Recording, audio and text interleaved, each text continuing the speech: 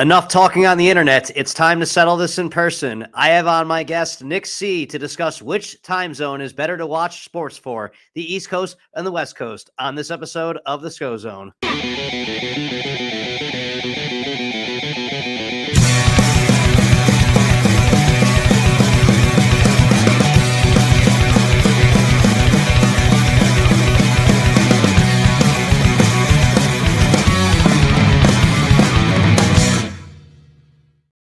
All right, everybody, welcome to the Scho-Zone. It is your host, Ryan Schofield. There's nobody watching right now, but this will be on for everyone to watch later. I just kind of threw this together. I'm not going to really waste much time. I'm going to just bring on the guest right now. Everybody, I want you to welcome Mr. Nick C. from Twitter. And this is actually the second time I'll ever spoken to this guy. So let's have it. Nick, welcome to the Scho-Zone. Oh, hey, how's it going? Thanks for having me on. Really, love talking sports. Excited to be here. So appreciate it. Yeah, no. It's one of those things of that, every now and again, like Twitter is like the worst place that's ever existed. It's really just like, it's like an addiction that I've been struggling with. Like, it's amazing. It's alcohol. I'm having no problem not drinking anymore. But like Twitter, I delete the app and then I'll just find myself sneaking on there every now and again. Very few positives have come from there. I've actually made a really, really good friend over the St. Louis Cardinals over the year. And then Nice. I think about a year or two ago, you and I just kind of randomly, it just usually seems like, I seem to like the same shit as this guy. Right. And then, Yeah. it's like, so you kind of start following each other and it's like a super bromance kind of thing, but we finally kind of meet and how's it going, bud?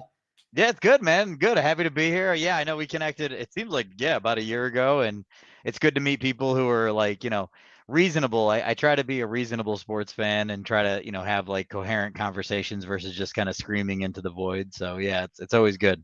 Well, yeah, you're a rational human being. And also the thing I've noticed is that you seem to be a pretty disciplined gambler. I was just actually, kind of Yeah. commenting. I was like, it seems like you're really good about that. You seem to know your shit. I think that you do, I you try. don't, put it this way, you're not losing your ass. Okay. Like, No. let's face it. Most of us aren't really winning much if we're winning at Yeah. all. Yeah. It's just a matter of that. Do I have a habit that is not debilitating and, keeps me interested, and I Yeah. noticed that it seems like that you just play two things a day. That's just kind of your, like, maybe Yeah. you don't really stray from that. It seems like.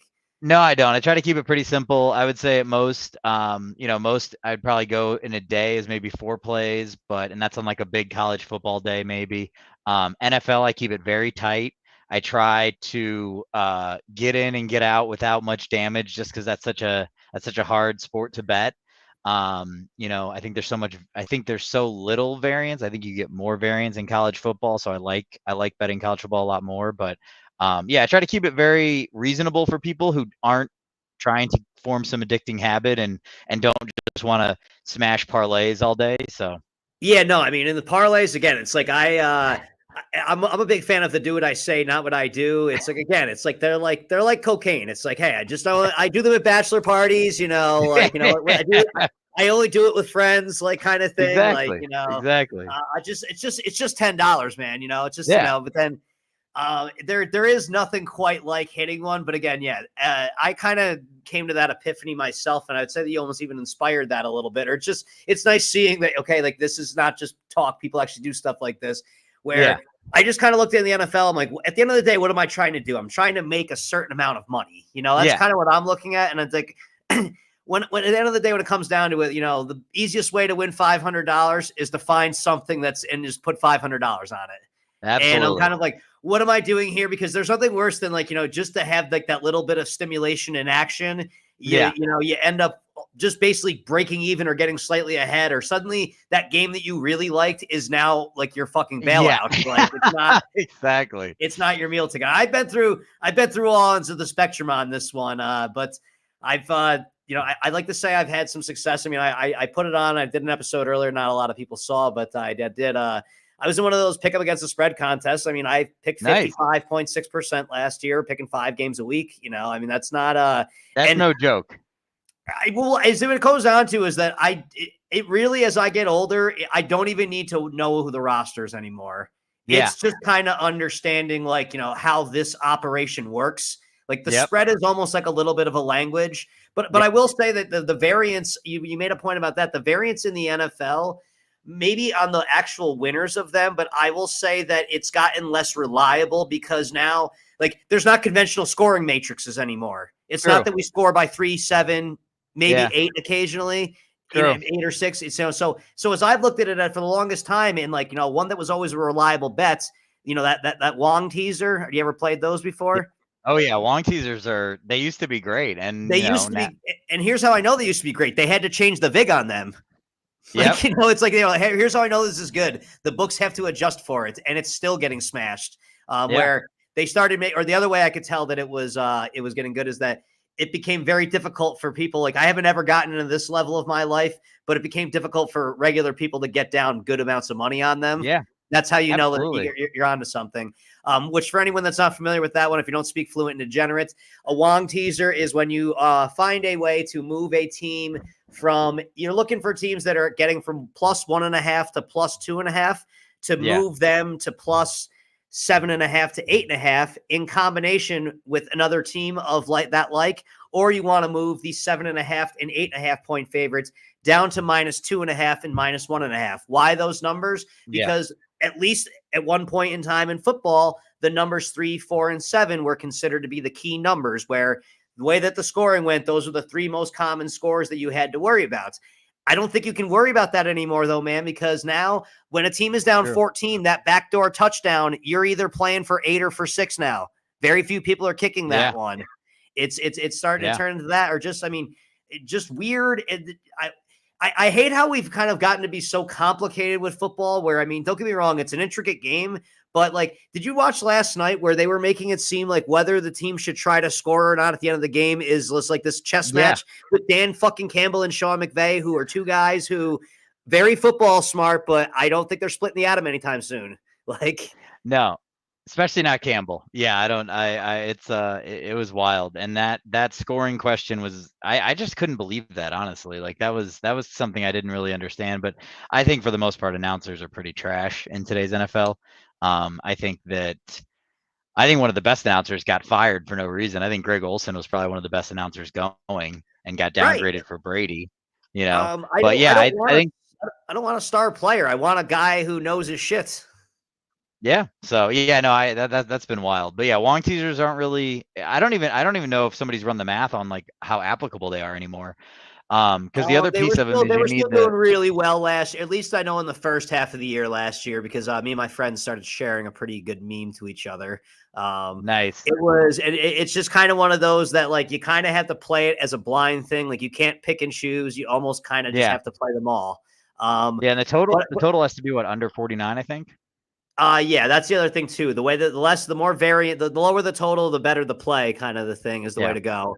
Which, that's kind of the one thing I want to go is we might actually see a difference in tonight's game a little bit. We might get a little bit more points because we have some we're recording this before the start of the Jets and the 49ers game, which I think will make a good segue for the main topic I want to discuss.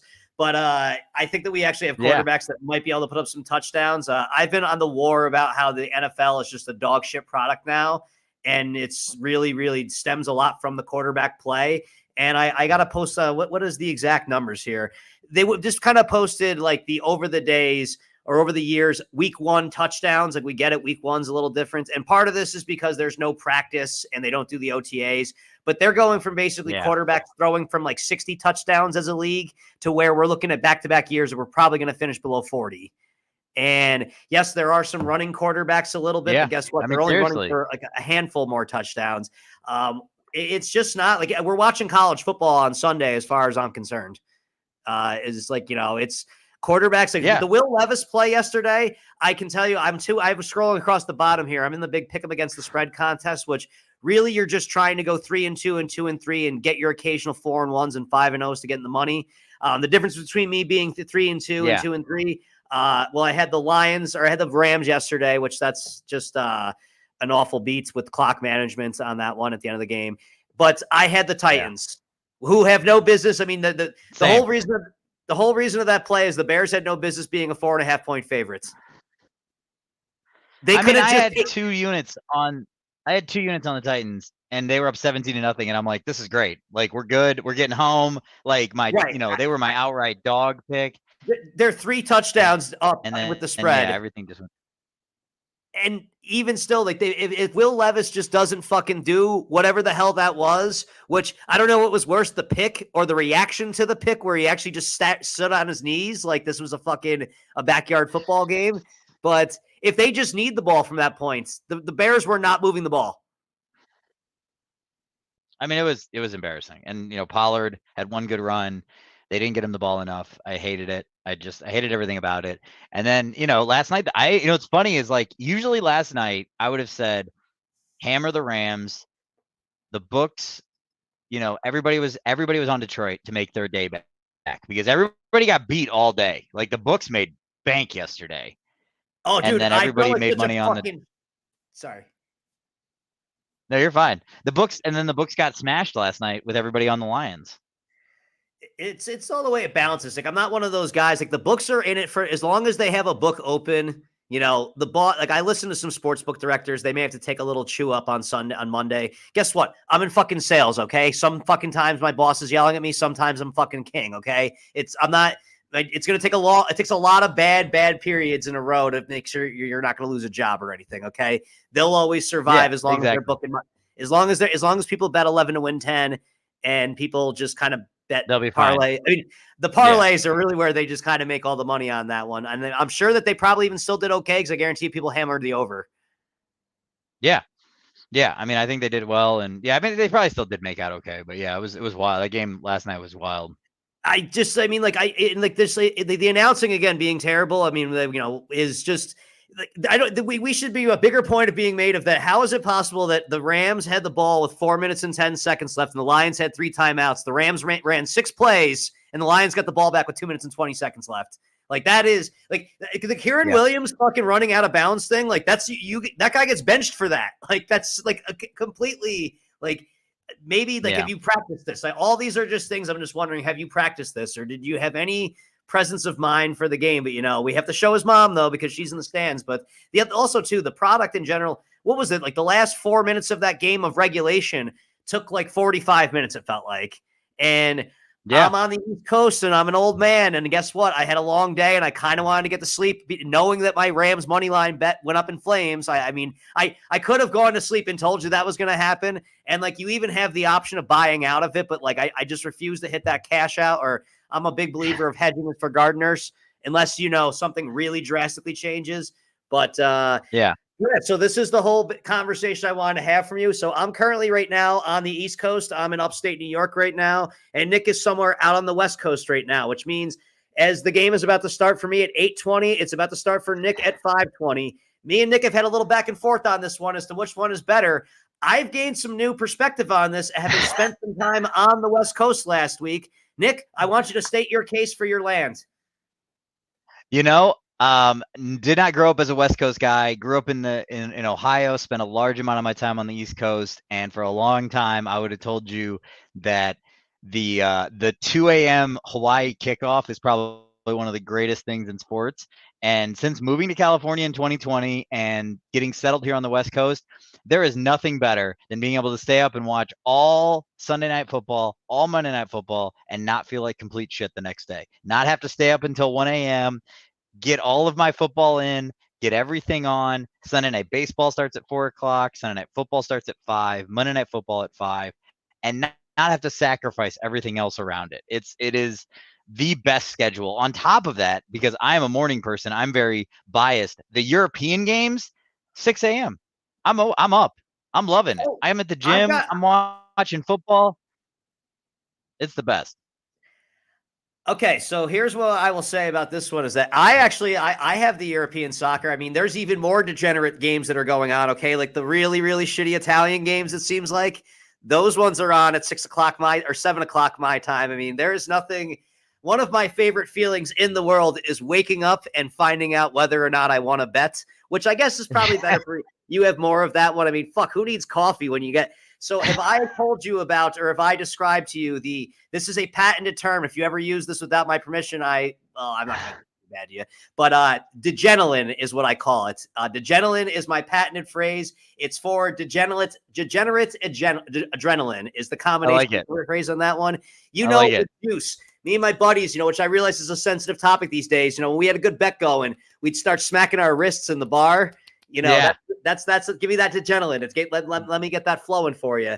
So you can get going at those hours. I guess it's a little different. I'm a single guy, so I like the idea. I mean, I used to be a raging alcoholic, so my answer might be changing a little bit over the time, but so I used to love the idea of that no matter what, there's something for me to have money on while I'm drinking, like Yeah. the kind of thing. Yeah. There was a That's fun true. portion of that.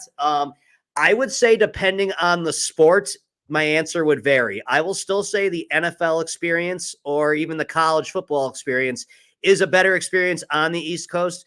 And the reason I would say that one is that I can accomplish a day and then relax for the day. I can have that guilt taken away, waking straight up and going right into being a degenerate for about 9 hours.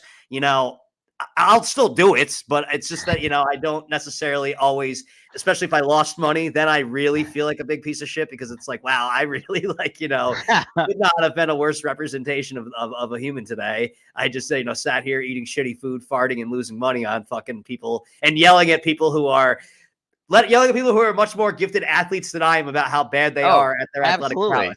Yeah, there's nothing better. There's nothing better than losing money because an 18-year-old who just like saw his first, sorority girl's tits like drops a pass and costs you $100. Like it's insane.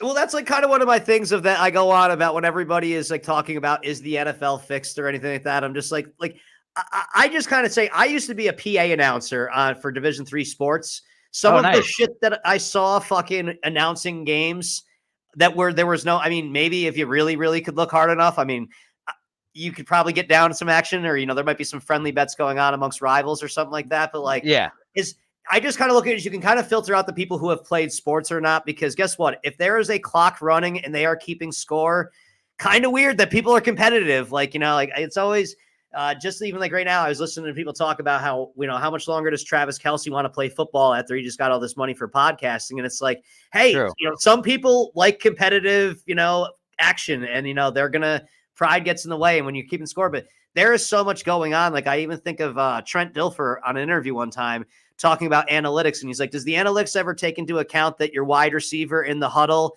you just noticed saw his girlfriend talking to his wife in the stands and you're not sure if he heard the play? He's like, does analytics always take that into account? Like, yeah, that's a great point. And it's true. And, I'm definitely more of the non-analytics kind of guy. So I like that too, but yeah, I love West Coast sports. And I will say, like, I'm older now. I'm not single.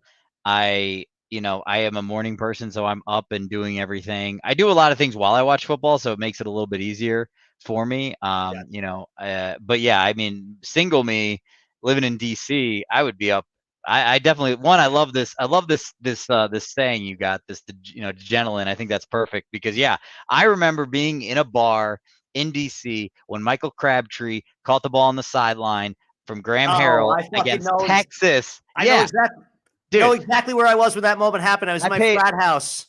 Dude, I must have paid like $800 that night because I just bought shots for everybody. Like I had won so much money on Texas Tech money line, Texas Tech plus the points, and it's like, and that feeling does not go away. Like you remember that stuff forever. And I've sweated out so many Hawaii overs at 2 a.m. Like I miss it, but I don't miss it. It's there is something to it of that, like, because whether it's you had a good day or a bad day, suddenly you have the most money out of any game of the day on a game it's kind of like that thing about, I use the analogy of single guys at a wedding. How if there's one single girl, suddenly a girl that if she walked by you, if you were just out at a bar on a given night, you would just let her walk past. Yeah. Suddenly you start like lions feasting on a dead hyena. Like, it's seriously. I do get that portion of it. I would say that this is what's the most ideal thing for me would be is that when I was on East Coast time and I went out to the West Coast last week, that was perfect for me because the way that my work schedule goes is that I generally am like a 7 o'clock, 8 o'clock wake up person, like at the latest anyways, which is like you're after it super early in the morning. I noticed. I am a morning person. Yeah, it's pretty gross. I mean, for the most part, it's if I can be, like there's a certain, like, I just kind of want to get rid of, like, I don't want to be around the 5 o'clock in the morning gym crowd. Like that's a little level that I'm not like, I wait for like the 6:30, 7 o'clock slots. I get it. I get it. You've kind of weeded out some of the people who like, like that's like, you need to know what you're doing when you're doing it. Like you don't just jump in on, there's like, there's people that have routines that they kind of have worked out amongst themselves. So I stay out of that one. But I like, to do that. But so for a baseball fan, I would say the West Coast is perfect. Dude, it's awesome for baseball. Like, I mean, I'm a big baseball guy as far as like watching games live over watching them on TV, but I do like betting a little bit of baseball. And yeah, it's perfect. It's the playoffs are so much better on the West Coast. Like I don't have to stay up and watch the World Series until like midnight. Like it's just so much better. Well, baseball, the thing that they have done is that, I fought it kicking and screaming like the old man yelling at clouds, the changes that they were making with the top pitch clock and everything like that. As somebody who I went to 14 different ballparks this summer. I went to, it was like 17 or 16, 18 different games or whatever. Nice. I can't compliment enough about how much more enjoyable of an experience it is. Like, I felt like before I was getting shortchanged, but like as somebody who especially did some of them as day trips traveling, like, it is nice knowing that it's like this is going to be 3 hours at the most. Yeah, I do hate the Ghost Runner. I will always hate the Ghost Runner. The Ghost Runner, yes, no, that's not up for debate. I think the Ghost Runner's stupid. I think the bigger bases are kind of stupid. But I understand why they did it. Well, yeah, but at least it's like that they're correcting a problem. Like I listened to Theo Epstein because he was, he's kind of like he joking in the interview is that he's like, I'm the guy who's kind of responsible for ruining baseball. Like the way that I started, building rosters and the fact that it worked, we started doing this. And he brought down, he's like, this is like what I did to the amount of time between balls and play. This is what I did to batting averages. This is what I did to stolen bases. He was like, these rules are just bringing them back to where they used to be. So it's kind of one of those funny things of that the people going, oh, why can't it just be the way it used to be? That's what they just gave to us. It kind of is. Yeah. I never liked the shift, but I never thought it was like that big of a deal. Like I just was like, if guys can't hit opposite field, that's on them. Oh, I mean, I mean, again, I'm a high caliber, and I self-proclaimed high caliber. I mean, I've hit 700 a couple times in slow pitch softball. There you go. And I'm a lefty that fucking, I love to hit ropes over the second baseman's head, but it's like once you pull that shortstop over, then it's like, okay, I'm just gonna hit a weak single to the fucking left fielder, or if you guys really fucking cheat me, I'm probably gonna leg a double out of a ball that I didn't really hit very hard. Little different doing that, but it's like, like just kind of. Like there are certain hitters I watch in baseball where it's like they are told it's okay if you strike out, just hit 30 home runs. Yeah, it's nuts. Like there's I mean, coincidentally he ended up getting sent down, but Nolan Gorman for the Cardinals, I'm pretty sure they just told him like just swing until you have 2 strikes, then the at bat starts. Like that's just like because usually like when somebody fucks up, they like look like, oh, I shouldn't have done that. He seemed pretty confident in what he was doing. That's true. You're right. Yeah, that's a good point. He really did. I mean. But it's, baseball, while it still changes, I mean, I love, where do you come across on the wild cards? I mean, do you like the extra teams in there? What's your thoughts on that one? Because I have some strong ones. It's interesting. I don't love seeing records fall because games were added. Like that's one of my biggest like pet peeves. People are like, oh, this guy has the most playoff home runs, and I'm like, yeah, because the record he broke was when they had literally just the World Series. Right. Like, if you look, every Yankee owns a fucking every World Series record. Yeah, but I understand. So like, I get why they did it. And here's the thing: there's the reality. Whether we like the wild card or not, we're gonna get more of it. They're gonna expand the league, and we're gonna get. I think we're coming to a realignment in the next decade of no more American League, no more National League. I think we're gonna get, and I think we're gonna get an expanded playoff of 16 teams each, like or total. I think it's going to be disgusting. So this is, and I really, that just makes me cringe even more. I get the idea of liking that teams can feel more teams are relevant later into the season, but that's also I think a bad thing. And two fronts of that. As a Cardinals fan, they have gotten away with selling us a fucking false hope product that, just until they balanced out the divisions, which that's kind of the trending towards what you're mentioning there, by making it less division play, more balanced scheduling. And since that happened, I'm like, they're in for shit because the 1 year that they ran down the Brewers were selling at the deadline. It wasn't that they ran them down. It was the Brewers were kind of like, just go ahead and take it. Cause they said, it almost is like they realized what's the point of going here? But St. Louis was still selling 40,000 tickets a game because, hey guys, we won 90 games. We made it to the playoffs. We lost to the big guys again, oops kind of thing, where you're kind of rewarding a little bit of mediocrity in that sense. And also, as much as I don't want to see the big dogs just be playing for the championships, I don't like that, especially in baseball, you open up the door to more randomness because I mean, 160. This look year at is going to last be a year. little bit more different as far as that there is not much separating the 12 teams that are going to be in there. But last year, you legitimately had 20 some odd games separating the best team and the worst team in there. And when the worst team made it into the playoffs, because it almost turns into a hockey thing where just get hot at the right time. Yeah. I mean, yeah, the Diamondbacks were not the best team. They weren't even the best team. They weren't the best team in the National League by any stretch. And they made the World Series and potentially, yeah. And they gave us a shit World Series. Like the World Series numbers were terrible. The Rangers dominated. I mean, to be fair, the Rangers might have dominated the Phillies too, but the Phillies were the Rangers were a buzzsaw last year. It just was really just one of those. I mean, Corey Seager, when healthy, is one of the best fucking shortstops. Yeah. I don't know. It's one of those funny things. I saw this stat with him that I had to do the double take, but he was the first player or first shortstop to ever be a lefty batter and righty thrower to hit 200 home runs. Jesus. And I thought about that being really that can't be right. And then I realized, oh wait, I'm someone that throws righty and bats lefty. And people look at me like, I'm a weird guy, but they make it seem like that's impossible. But I have found out about that stat. It's like 3% of the population, but you're so much more likely to be good at baseball. Like some of the best baseball players in the Hall of Fame meet that criteria. It's a weird thing, and it's it just always seemed to make the most sense to me. But yeah, no, he was certainly a buzzsaw there. But I think the Astros, I'm not someone that wants to kill the Astros for the past. I definitely don't want to kill them now whatsoever. Here's my take on this one with the Astros is that I'm a St. Louis Cardinals fan. Okay. Carlos Beltran was on the Cardinals well before Carlos Beltran was on the Astros. Then he was on the Yankees, and then he was on the Cardinals, Yankees, Astros. Yankees had a little bit of fucking mess going on there. The Matt Adams home run off of Clayton Kershaw, I always have to wonder about. I'm not going to kill anybody because I don't know.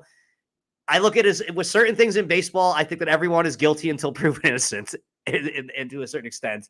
And the Cardinals have always been. The Cardinals had a year they hit like 50 points above everybody with runners on scoring position. Now, what they were doing to make that happen, I don't know, but that's why I just don't throw stones when I might live in a glass house. Or maybe because the Cardinals got caught trying to steal stuff from the Astros organization. There could be that portion too, so you're a big sports guy. Do you attend a lot of sporting events?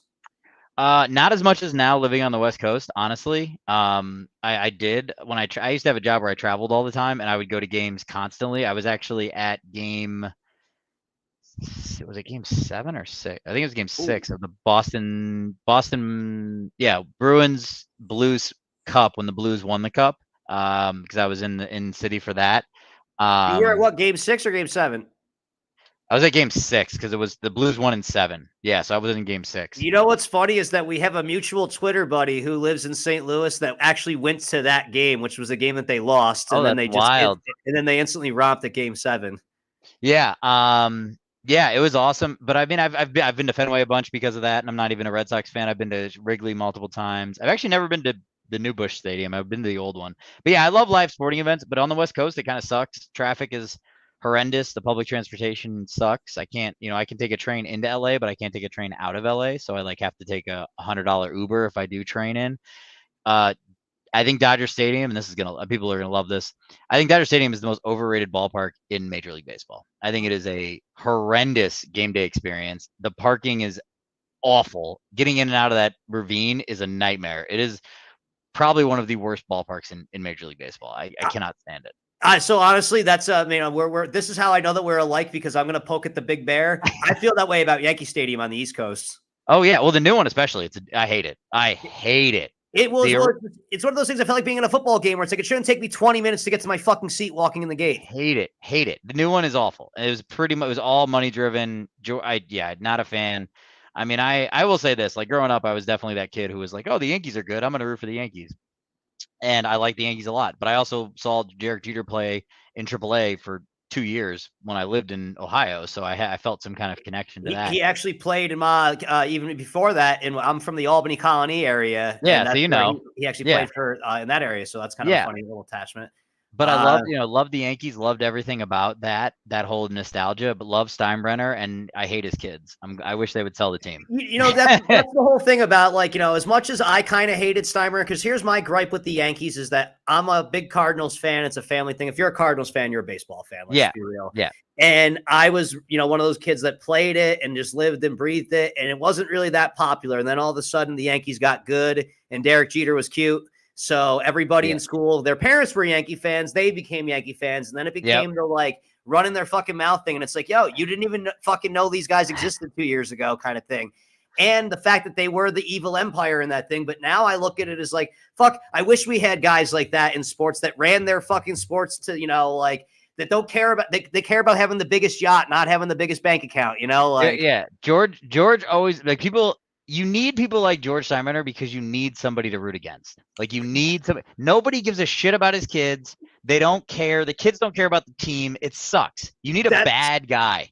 I realized that with Tom Brady, with the NFL. I compare it to A Few Good Men when fucking Jack Nicholson gives his speech there about, like, you hate to admit it, you want me on that wall. You need me on that wall. And that was the way I felt about the Belichick Brady regime. Of that, like, 100%. This is one of the best things I love about that regime. Imagine having the greatest coaching quarterback combo and getting value on them gambling because everyone hates them. Seriously, it's insane. I was like, it's like weird. That's the best coach and the best quarterback were one against the spread. That's kind of wild. And yeah. And that's the thing. You want those guys. So yeah, I don't know. On the West Coast, I don't go to as many games. I went to one Lakers game this year. I went to a Kings game. The Ducks are kind of close, but they're fucking horrendous.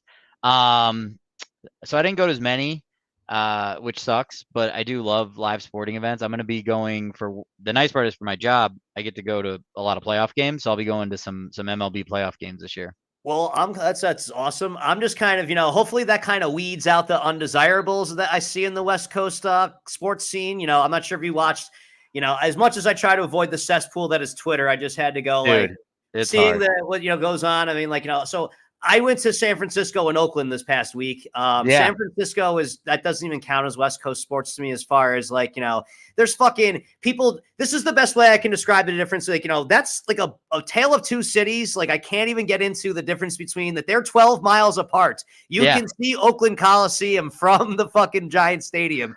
And the best way I can describe the difference is that I was eating clam chowder out of fresh sourdough bread. And there was, like, the smells of coffee and baked goods and wineries all around me. The next day I was in Oakland and I was pissing into a fucking trough. I mean, Oakland's tough. I will say, like, I have I feel bad for A's fans because there are actually real A's fans. I posted there actually was people there, and, like, they're real A's fans, and I feel bad for them. Being someone who grew up in Cleveland and watching the Browns leave and having to go through that, it sucks. And and it's the owner. And it's the city, kind of, but it's mostly the owner. No, it's, I mean, the city, like, I mean, to the extent of that, like, there was a guy that was offering me a ticket on my walk into the stadium, which I would say that's, like, if you've ever been to a game at Oakland Coliseum, I've never walked into a prison yard, but walking from the train station through there has a very similar vibe. No, I went to the Vet once before they blew it up, and that was not a pleasant experience. So I can imagine. My favorite experience of hearing that was I went in the bathroom at a Pittsburgh sporting event. I was going in. I was the only Cardinals fan, and I looked around and I said to the guy behind me, going, "Oh, maybe I should find a different bathroom." And he's like, "Oh no, don't worry, you're fine. We only stab people during Ravens games." They're not kidding. That's like they're not kidding. That's like, I will say though. So I'm very adamant about, like, I will go to a game and wear opposing gear. Like, I'll never wear gear of a team who's not playing. I don't understand people who do that. Like, I don't, that's a whole different issue. But I will never wear opposing gear in Philadelphia. Ever. That was how, so funny enough, this story ties together then, because I wore my Cardinals hats, which I just wear the hats. Okay. Like, like, I feel like that wearing your favorite teams, like, there are plenty of people like me who are just coming to visit ballparks. And, I'm there to watch a ball game, and I'm not rooting. I mean, I had some bets against Bryce Harper, which I was hoping I didn't get made on because, they love that motherfucker in Philly. But there was, like, these typical Philly goons, like, straight out of central casting of It's Always Sunny. And there was a guy in front of us wearing a Pete Alonso jersey. And like, I was a little uncomfortable about having the Cardinals hat. And I just said, at least, I just finally reached over to them and going, listen, I know that I'm not the smartest guy wearing this here, but at least I'm not that fucking stupid. And then I made friends with the Philly fan. They're quite an interesting creature. They actually ended up liking me. They will. They do. They are an interesting breed. I had my first experience at a Phillies playoff game last year for game 1 of the LCS, which was amazing. And you do not sit down for 9 innings. It was wild. Like, I was like, they bring me energy. And I love the vibe of that stadium, because like the way that the cityscape is, it's like, like that's like a big giant street just coming right at you. And it's the Philly sports complex is in a very rough part of town. Very rough. It's not great. Yeah, you go to the games and then you leave. Yeah. There are cars parked on lawns that are bigger than the houses that they're in front of. Yeah. Oh man. It's absolutely wild. No, I don't like, here's the thing. I'm not a loud mouth. I don't say anything like, and this is the one thing I go with, where I don't mind that, because the general vibe, I've been with 16 different stadiums, and it's usually a generally friendly vibe in the baseball. Football, 100% would not wear a different team's jersey to a game. Or I would, wear an opponent jersey, but I would not wear a non-involved person. But baseball, I kind of feel is a little bit different in that one. But yeah, the West Coast, the Oakland, everybody was nice for the most part, or there wasn't really anybody there. So everybody kind of had that. I'm not here to cause trouble vibe, though. I am a little bit curious, though, because I do plan on next year trying to get an Anaheim, LA, San Diego trip in there. And I am a little bit curious of those fan bases. But hey, Nick, it's about time to be ready for some football. I'm sure you got any action on the game tonight? Yeah, actually, I took a little Jets first half. I took some I like Jets money line. I think I like the first half in that one. I just think that, if you just take the Jets, I'm a big believer in replacing your weaknesses. If the Jets just had average quarterback play last year, they were a fucking win. They were a playoff team that might have been worth, dealing with, or considering for some things. So if Rodgers is like half as good as that he has been, because he's a polarizing figure, but if you want to talk about quarterbacks that are actually better than Aaron Rodgers, you only have a few names you can discuss with me. You really do. I mean, it's really wild. So yeah, I agree. But yeah, no, I appreciate you having me on. I'd love to be back on in the future. I hope we have a good game tonight. Yeah, I'm going to start building this thing up here. I was doing the baseball traveling thing, and now that I'm actually going to be more committed to a regular life schedule, I'm going to have these, might actually start investing a couple of dollars to get some production value. But yeah, it's nice having you on for some new perspective. It's nice getting acquainted with you. We never actually have talked in person except for a few minutes on the phone there, but I didn't think we would have a fucking problem skipping a beat. And so go, and you can follow him. He's at Nick C Picks on X. He posts 2 picks a day, and he wins more than he loses, or you're not going to go broke following this guy. I'll just say that much. Yeah. We'll talk to you guys soon. Take care. Have a good one. All right. Absolutely. Everybody, thank you for tuning in. So if you want to, let's go get him out of here. Okay. So that was exciting. We had a nice guest on there. Stefan, love having you a part of my life. It's always a pleasure. One day we'll have to have Stefan on to talk about the pickup basketball legend that is Ryan Schofield. I don't shoot a high field goal percentage, but I would be like in the 39-year-old and up group for under 5'6" guys. I'm like fucking Muggsy Bogues in terms of speed. I mean, that's it's if only I played more, I could probably do this. And, that would be something I would love to do. I've been trying to do. I want to play a pickup basketball game on the road during one of my sports trips, or really any type of pickup game. I want to see how a fucking, some little Irish guy from upstate New York that's just kind of, full of a little bit of pride. I want to see how he performs against other people like across the country. So softball, pickup basketball. I haven't touched a lacrosse stick in like 20 years, but I'm sure if I picked it right back up, it would be like riding a bike. Although the funny thing about me is I'm not really the best at riding a bike, but that's a discussion for a different day. But I would love to do nothing more than do that, but I'm going to get going. We got Sunday Night Football or Monday Night Football going on. I've got a little bit of Jets money line action. Garrett Wilson touchdown, I think I've got a Breece Hall touchdown. So those are both the plus money. I'm sure that one of those two will score if the Jets are going to score touchdowns. So everybody, thank you for tuning in, and we'll be back again. I'm going to probably be having another guest on to kind of debate a little bit with, and that'll be a buddy of mine from the Vulgar Display of Sports. But tune in next time. Like, subscribe, comment, send me an email, all of that lovely stuff.